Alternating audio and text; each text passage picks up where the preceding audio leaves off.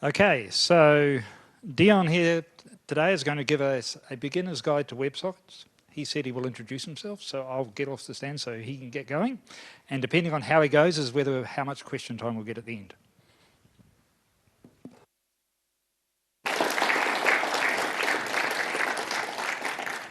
Okay, so hi everyone. Welcome to my talk and thank you for coming. Today, as you were saying, I'm going to be talking about WebSockets. And we're going to be talking about it from sort of a beginner's standpoint. So someone who's never actually really used it, more has sort of like heard of what WebSockets is, but has never actually gone to the effort of actually using it in one of their projects. So a bit about me. I'm Dion Misic, that's my name. I'm a full-time associate developer at WiseTech currently. I study at UTS doing the BIT Co-op Scholarship, so that's the Bachelor of Information Technology. I spoke at PyCon last year. Some of you might have been at my talk. And I did a bit of data science work at the ANU last year as well. And so I'm 18 years old, and I'm obviously from Canberra and have recently moved up here to study. And to give you guys a bit of structure about what we're going to be going through today, we're going to sort of start off with a basic low-level understanding of some of the protocols which we're going to be talking about today, sort of to get an idea of where everything sits in the whole IT world. We're going to go over some of the use cases and the applications which you might find using WebSockets. And I'm going to go over some of the previous technologies which might be used in place of WebSockets, since it's still quite relatively new. And we'll go a bit about the browser support and the characteristics of WebSockets as a protocol, and how fast it is in comparison to other implementations. And of course, what you're all here for is the Python aspect of it. So we're going to go over how Python has a role to play with it and how easy it is to do things with WebSockets with Python. And just a quick note at the end, we're going to go quickly over how deploying WebSockets works over the web. So to get into it, we're going to start off with a pretty contrived example. And so anyone who's done any sort of networking or taking any networking courses would have seen something similar to this. You probably would have seen something called the OSI networking layers. So this is the Internet Protocol Suite. And this is sort of just to get an idea of where everything sits relative to each other. So I'm going to start off from the bottom. You'll see the transport layer. So these are things which define the way that data packets are transferred over the web, right? So these are things such as TCP and UDP. And so TCP guarantees that any packet that you send over the web will reach its destination in the same order which they were sent, right? And it does this by acknowledging the packet once it's reached its destination. So say I want to send a packet to a web server, TCP guarantees that all of my packets will get there. And I want to mention that UDP, the less important one to TCP, is a bit more careless, and it doesn't really care about this guarantee of order. And it's generally used for things like streaming video data, where we don't care if we lose some of the packets on the way. And so TCP is sort of the underlying transport layer behind a lot of the things I'm going to be talking about today. And so then you move up to the next stage, which is the internet layer. So this is things like IPv4 and IPv6, which define the addresses which packets are sent, right? So everyone has an IP address. You've probably heard of this in any regards. It's pretty much where data is sent on the web. And so we then get to the application layer, which is sort of the top level layer. And this is where HTTP, WebSockets, and the rest of them all sit. This is the sort of stuff that you guys might interface with when actually developing things. Now, again, I want to admit that this is a very contrived example. So take this layers with like a grain of salt. I would suggest if you want to do further reading into where everything sits, to either Google the OSI layer model or just looking into any networking courses that you can. Now, I'm going to start off basic just to get everyone sort of up to speed. And you probably all know what HTTP is. But for those that don't, it's pretty much this request model where a client sends a request to a server. The server then processes that request and then responds with like anything. So right, it could be a HTML page, it could be anything. And so generally you type in a URL, the client is that browser that sends that request, and the server does the processing, so that could be anything. And in our cases, this is generally a web application like Flask or Django. and then it returns a response. Okay. So I'm going to be talking a bit about what HTTP is and a bit of the characteristics behind it, so you can sort of understand where HTTP and WebSockets sit relative to each other. So HTTP stands for Hypertext Transfer Protocol, and it's a stateless protocol, which means after the initial request is done, that's it. The channel between the client and the server is completely lost after this initial request, right? And so I like to think of it as flipping a coin. You flip a coin once, and you get your result, heads or tails. And if you flip it again, that result doesn't have anything to do with the previous result, right? So the connection is completely lost after that initial request. In the HTTP model, clients who are requesting data have to specify an action. So that's either a get, post, put, or delete. This just tells the server what they want to do. So a get request is retrieving some data. A post request is making something new on the server. A put request is replacing something, if it does exist, like a resource on the server, or creating a new one. And the delete one is deleting a resource on the server. And these things, these methods and characteristics are all put into a thing called a header, which is sent over the web to tell the server what it wants it to do, right? And the server also responds with this header. So I'm just going to quickly give you a quick example of a basic HTTP request. And I'm just going to show you how you could find these headers and look at what these things look like. So if you open up any web page, like my awesome web page here, if you open up the inspect tools and go into the networks tab, and then you can have a look down here at all the requests you've made to the server. And if you can click on that, you can look in greater detail at what the request is actually doing. So in a general sense, you have all of the Chrome that does this nicely, and it sort of gets the data that you will probably want to look at the top, and then it gives you more detail beneath, right? And so you can view the URL which you might want to request. So I've requested that URL, and I specified that I wanted to get that web page. And then the server responded with a 200 OK response, which means that my response was valid, and it returned this data. So you can also look in greater detail into the request and the response headers down here by just clicking View Source, and you can look at exactly what headers were sent up in the web. Now, a lot of you who have done web work probably have interfaced with this, but I thought I might start off and show you exactly where you should be looking for this sort of data.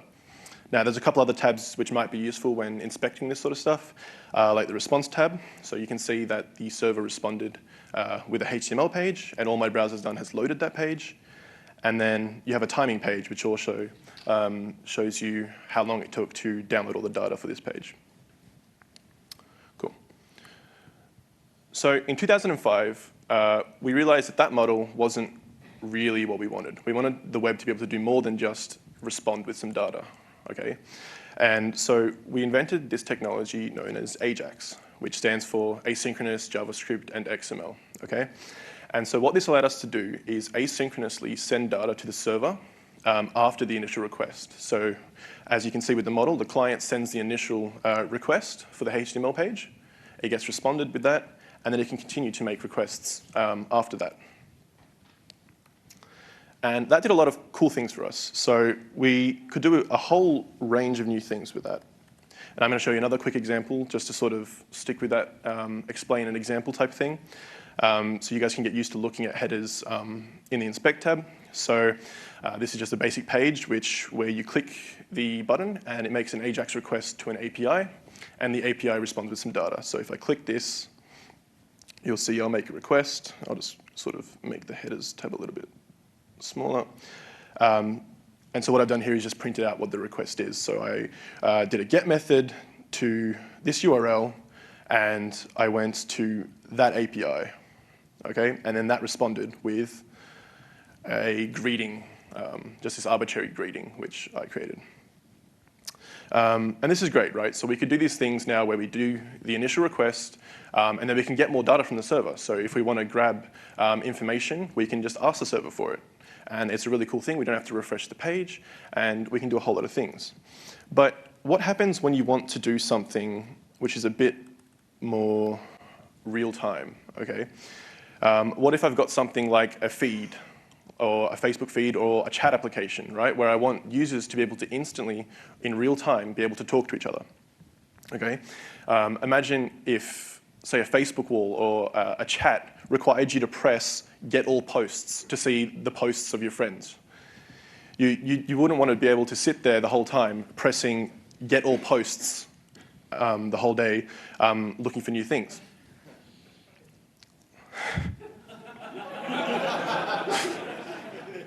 I'm sorry. But you get the point, right? You don't want to sit there the whole day pressing get all posts. But if you did, I guess it would work, and this model could work for certain applications, but for stuff that we want to be real time, it's not the ideal thing. And so ideally, what we want is a model where you can make a request and get a response for the initial page, and then if the server happens to have some new data in its events, it can send that data back down to me. As you can see sort of by the model, it shows when there's any new data, it can send it down, right? So in the case of a chat application, if I'm sending a message to a group chat with all my friends, the server will get that message and then it'll be like, okay, I've got this message, let me send it to all the people that want to know about that message. And if they're connected to this, the server can then send that message to everyone that's connected. So that's what WebSockets does, right? WebSockets is built to solve that inherent problem with HTTP and to develop that dual channel, right? So what WebSockets does is it defines this fully duplex bidirectional communication channel between the client and the server. I know that's a whole lot of jargon, but pretty much it means that the client and the server can talk in real time without having to continuously make requests. So what it does is if you want to do WebSockets over the web, you send a header to the server saying, okay, I want to upgrade from HTTP to WebSockets. And it uses that same TCP connection that it originally established, loading the page. And the server's like, okay, let's upgrade. Once this upgrade's done, those two, the client and the server, can continuously send data back and forth with each other without the overhead which HTTP might bring with it. And we're going to talk a bit about the performance benefits you can have by removing headers from requests. So essentially, one of the great things about it is it's really easy to implement, and we'll get into some of the details with that soon. And it's standardized. And it's been standardized for quite a while, so I don't understand why people aren't really implementing it more than they are. And as the last point says there, the headers are only sent once. So in that initial handshake where the server and the client agree to upgrade to WebSockets, that's the only headers that are sent. The rest is just sending data back and forth. And so you don't have that overhead when sending data. So I'm going to sort of go over a brief example again with that same feed idea. Feel free to go on this if you want. We can try to crash my server. And so I'm going to sort of show you how you can inspect them and sort of see what a WebSocket looks like. So if you want, you can, again, feel free to go on there and post a message. So I could be like, okay, my name's Dion. And I could be like, hey. And I can make that post. Okay, and so what's happening here is I've made the initial request to the server. We've upgraded our connection. I've sent my message. And the server saved that message to some database on the side, and then it sent that message out to anyone that's connected. Okay, and if we look at the WebSockets headers, which you can find by going in this little tab, you can see this initial header. So I'll just quickly drag that open. It's not. Okay. So you see the initial headers which happened with that upgrade connection. So you can see the status code from the server was, okay, we're going to switch protocols to WebSockets. Jesus. And so if you want to look further into, please be reasonable. Did I just see a drop tables? Okay, so if you want to look more into what's actually going on behind the scenes, you can go into this little tab called the Frames tab. And you can see everything which is happening behind the scenes. So you can see in my case, all that's happening for me is I've upgraded my connection to WebSockets, and now all I'm doing is receiving that data from the server. So when you guys are making those posts, it's going up into the server, saving them to the database, and then sending them back to me. And you can see that by looking at these here, right? So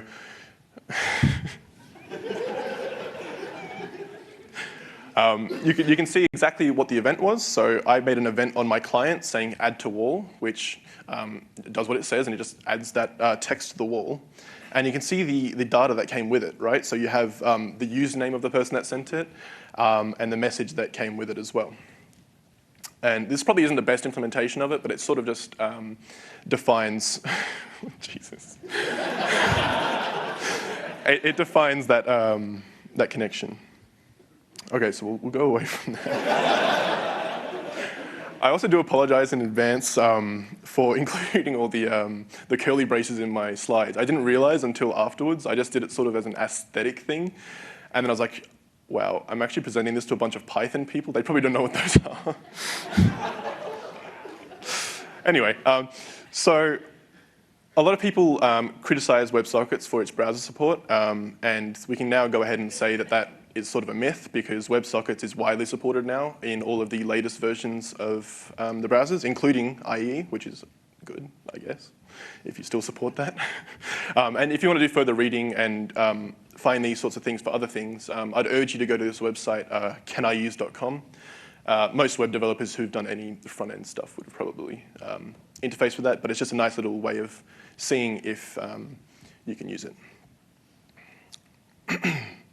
Okay, so I mentioned earlier that we're going to be talking about other technologies used to achieve quite similar real-time goals to what WebSockets does. And you may have heard of these technologies before, and I'm not trying to decredit them because they still are used today, but I'm saying WebSockets can do all this, but it's a more standard way. Okay, so there are these two things called polling and long polling. Okay, so polling is sending an Ajax request any X number of seconds. So I could tell my client, every 5 seconds, make a request to the server for some new data. Now, my work actually does something like this, right? And it's not probably the best way to do things, but it does work. So you will get some sense of real time, I guess, because you will be getting data every X amount of seconds. And it's sort of a workaround to not having to use that WebSocket. And it should be used sometimes when you only want to be receiving data on intervals. We also came up with another way of doing this called long polling. Now, this is still, I think, widely used today from what I can see. And if you look at a lot of applications where you'd expect WebSockets to be used, like, for example, a chat, you'll often see that you won't be able to inspect any WebSocket headers. And that's because people still do use this long polling technique. You might have also heard this referred to as comet programming. But essentially what it does is it makes a request to the server, and it tells the server not to close that request until it has any new data. So it keeps that connection open until the server finds something to give it. And then after it gives it back, the client is just like, OK, I'm going to send you another request to do the same thing. And by doing that, you sort of achieve that goal of having dual connection between a client and a server.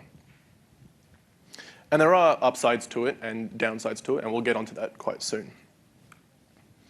Another way of doing it is called server events, or server-sent events, sorry. And it uses this thing called the event source API to send events from the server. And it's not truly bidirectional because it's really based from the server sending it to the client, not an interaction between the two of them. And that's sort of the distinction between them and WebSockets, where WebSockets expects both the client and the server to continuously communicate. This expects the client to sometimes communicate with the server, but mainly for it to be server data being sent back. And so this generally requires an event loop or asynchronous server. And one of the downsides is you don't have that binary message capability, which you will receive with WebSockets, which supports binary data. And one of the main upsides of this method, and I guess is the arguable thing you might want to consider when choosing to use WebSockets or not, is using this method allows you to coexist with existing technologies. And when I say that, I'm saying it works well with REST APIs and with things like OAuth, right? So existing technologies which use that model. Now, WebSockets can't really interface with them properly, and there's a bit of an issue trying to request from an API using WebSockets. So you've got to kind of consider if you want to be using those sorts of technologies and if it's worth the trade-off. Now, the browser support for server-sent events isn't as good as WebSockets, which is funny. It's pretty much everything except for Internet Explorer, but that can also be polyfilled. So I guess it's arguable that you can pretty much use WebSockets or these in replace of each other. The intended use case of WebSockets, this is sort of a topic which is, I guess, controversial, so I don't want to make my opinion change this. But one of the things I want to get clear to you guys is WebSockets is not a complete replacement for HTTP, right? WebSockets is an upgrade. We saw it earlier with the headers. It's not a replacement for the HTTP model, but it's more an upgrade for that channel. So you can't just replace HTTP to use this because HTTP provides you a number of benefits which you won't receive with just native WebSockets. Like, for example, as mentioned on the slide, automatic caching, and you can communicate with those other technologies like REST and OAuth. And one of the things that's often another critical point about WebSockets is load balancing the servers is often quite hard with the WebSocket protocol, and it makes the whole implementation of deployment a little bit more complicated than just doing a HTTP server. And so the intended use case for WebSockets is generally things where you need that full duplex client-server interaction. So it's things where you're doing things in real time, like creating maybe a game on the web, chatting applications where you've constantly got that interaction, anything which needs that low latency, real-time connection over the web. Okay, so we're going to get into some of the clients which are used to interface with WebSockets. So these are the things which you use to talk to a server, and the server either upgrades or doesn't upgrade with you. And I'll get into what that means in a second. So these clients are built in a lot of different languages, including Python, which is an upside. And even MicroPy and Arduino have them, which is kind of cool. So if you're into IoT sort of things, you can use WebSockets, which is awesome. So if you want to control any IoT devices, you can create that WebSocket connection with a web browser. So for example, if I wanted to interface with one of my IoT devices, let's say some kind of robot or something, I could control it using my web browser with a WebSockets connection. And so clients which interface with WebSockets aren't necessarily web browsers like we'd expect, but the most popular implementation of these clients are built in JavaScript and are used as web clients. And obviously, they require the server to be able to interface with WebSockets. If a client tries to request an upgrade with a server that doesn't support it, it'll obviously respond with an error, and you won't get that upgrade. And if you want to read more into sort of clients and looking for the right one that you might want to use for one in your projects, I'd consider looking at Socketlo, which I'm going to go into a lot more depth in a second, and looking into just some of the WebSocket libraries just by doing a simple Google search for a WebSocket client. And obviously you guys are Python people, so I'd assume you'd be looking for things in Python, and those do exist. So for this example, I'm going to be showing you the native WebSocket support, which is in JavaScript. And I'm going to show you a bit of code and sort of work through how quite easy it is to create a client which can interface with a WebSocket server. So in this example, we start off with the initial socket connection, which is just a new WebSocket object. And again, I'm sorry for pushing JavaScript on you guys. I know you're not here for this. But you give this new WebSocket connection, and you define a WS route. So for this example, I'm connecting to my local host. And then you have to define a couple of functions. So this socket object has an onOpen event, which means once the protocol has been swapped and upgraded to WebSockets, this function gets called, right?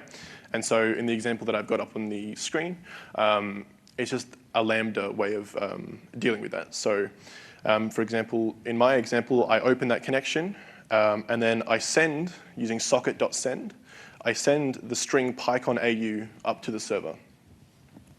And then when the server sends something back to me, the socket on message is called. I've just realized I don't have too much time.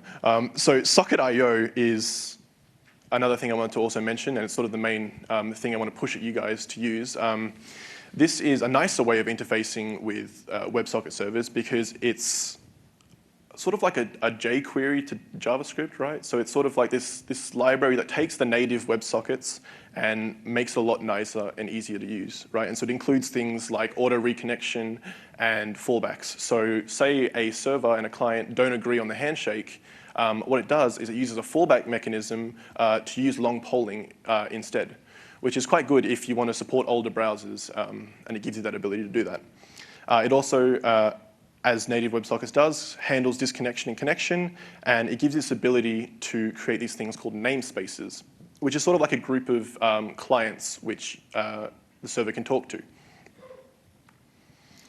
And so a Socketlo client-side code is quite similar to what you saw before. You create that initial connection, and you give it the namespace as one of the parameters to the URL. You have a connect event, and you can also send events to custom-made events, right? So the native WebSockets can only send events to a message event on the server, whereas this, I can define custom events to do that.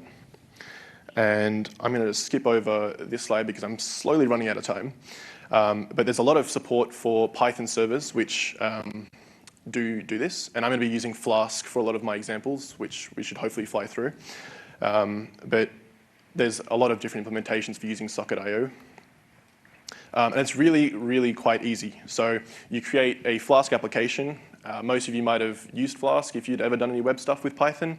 But it's as easy as wrapping the app with the provided socket object, and then creating a route which takes in a custom event name, like, for example, my sockets.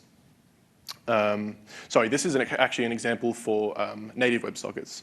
So this is where you're using that native connection. And then Socketio is where you can do custom events. And so this namespace allows me to address a group of people, let's say the namespace PyCon. So I get all the people to connect to this namespace PyCon, and then I can send messages back and forth to anyone that's connected to that PyCon namespace, which is really quite cool for managing groups of people. So let's say you've got chat groups, you can use this namespace to achieve that.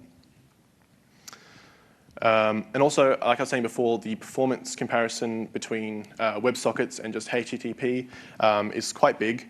So HTTP requests, they always send that header, whereas WebSockets don't. So after that initial connection's done, every other request is only framed by a 2-byte header frame. I think it's called a frame. And it's not as heavy as the multiple kilobytes which a HTTP request might have. But then there's also that Socketio idea from before also does contribute to adding latency to that WebSockets, but it's not as much as HTTP might. I'm going to quickly go to a speed test if I can. This is just on my local host, and what it does is I enter a number of requests I want it to perform, and it just does that. So I just send in a basic string to either my WebSocket endpoint or my API endpoint, and you'll see how much quicker WebSockets is in comparison to Ajax. This isn't actually hosted on the web because I wanted to take latency out of the equation. But you can see it looks a bit small here because it's in milliseconds, but you can imagine having 1,000, hundreds of thousands of users connected to a connection all doing these requests. You can see how that can quickly get quite expensive. Now, I was going to do a live demo, but I'm quickly out of time. I'm just going to quickly touch on deploying these WebSockets.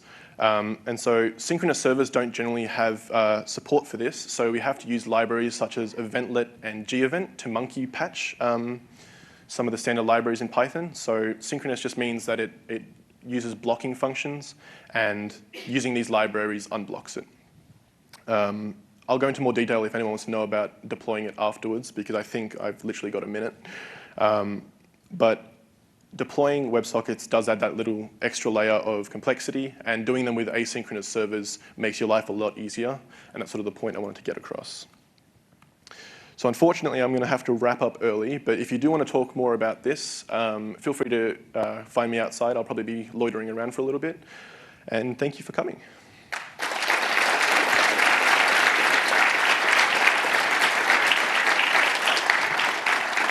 Thank you, Dion. As you can see, he's very enthusiastic about it, so I'm sure he'll answer your questions later on. Thank you.